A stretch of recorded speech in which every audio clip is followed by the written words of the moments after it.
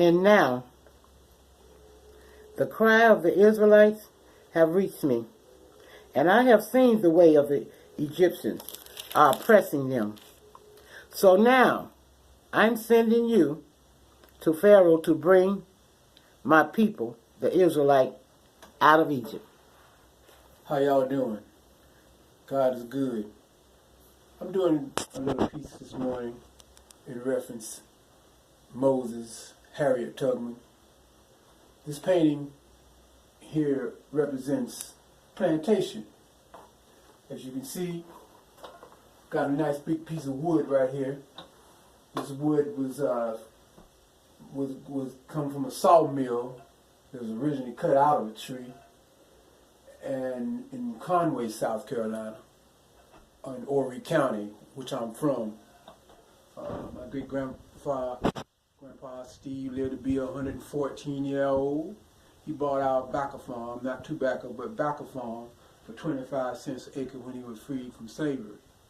He was born in 1828. I was raised up in the household by my ancestors, one of his sons, the Honorable John O. Floyd. And on our farm, I was taught a lot of stories and was told a lot of fascinating stories. And I was wondering why this man was walking around telling me all these fascinating stories, and as coming up as a child. And so, as now I'm learning that I am what you call a griot in Africa, is a storyteller to pass down, because during that time, there was no, in slavery days, there was no too much of a reading process, more so of an oral process of stories being passed down through the generations to enlighten and tell the story of God, the Creator, of what's going on in the time of the day. I thank the Lord for my gift of painting, as well as storytelling. I'm also a painting.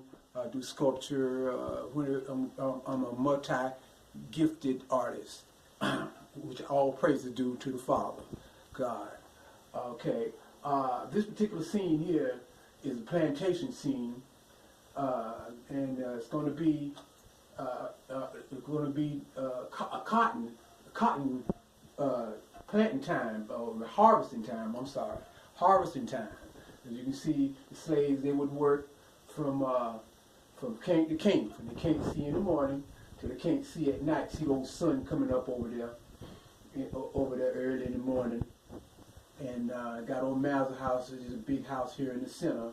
Slavery was about power and currency and money. Slavery, I want to tell you this, that slavery always existed, and slavery was about power and currency, money, and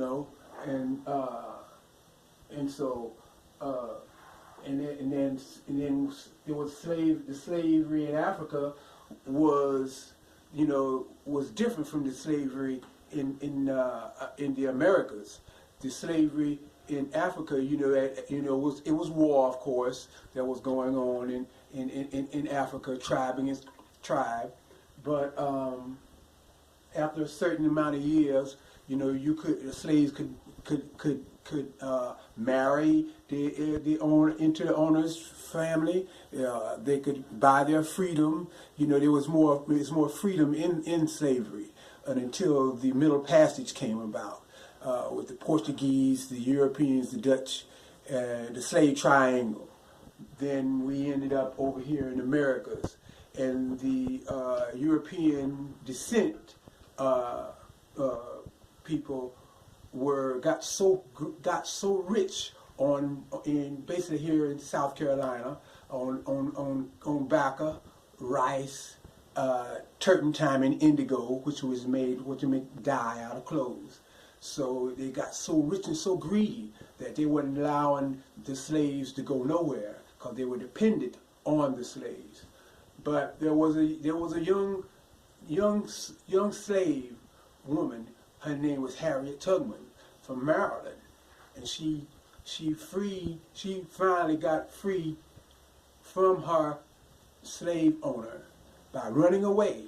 But God put in her heart to go back into the slave states. She was up there in Maryland, came all the way back to South Carolina to free the slaves. So, as you can see here, you know, I'm working now. I'm working on my little swamp, you know, on the swamp scene, you know, and I'd have Harriet Tubman. She would come before before she would even come to a plantation, she would scout out, you know, scout out her situation and how she was going to go about doing her godly will that she had to do to free her people.